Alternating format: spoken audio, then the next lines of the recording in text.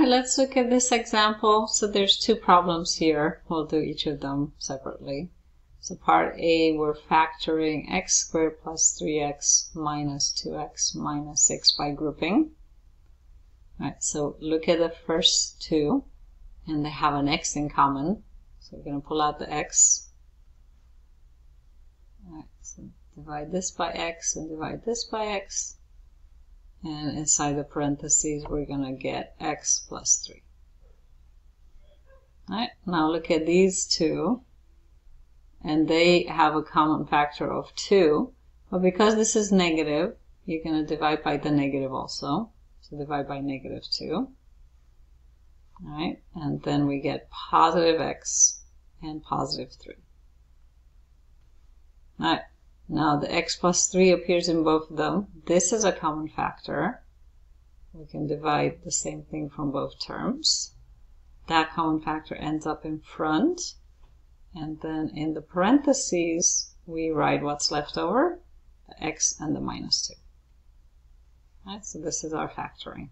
Alright, and you can multiply it out to make sure that you get what you started with.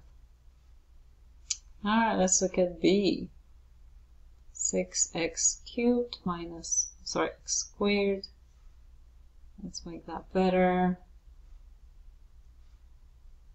Minus 3x minus 4x plus 2. So look at the groups. So the first two, common factor is 3x. They both divide by 3x. Alright, so let's see what's left over. This one, we have 2x minus 1. Alright. Now the last two, they both divide by 2. But because this first term here is negative, we're going to divide by negative 2. So pull out the negative 2. Right, so here we get positive 2x minus 1. Right. Now 2x minus 1 is common to both. So we're going to divide this out, write the common factor in front. And then in parentheses, it's what's left over when you divide it out. So we have 3x minus 2. Right? And multiply it out to make sure that you got what you started with. Alright. Cool. So this it's factoring. This is the end of the section. Factoring out the common factor and by grouping.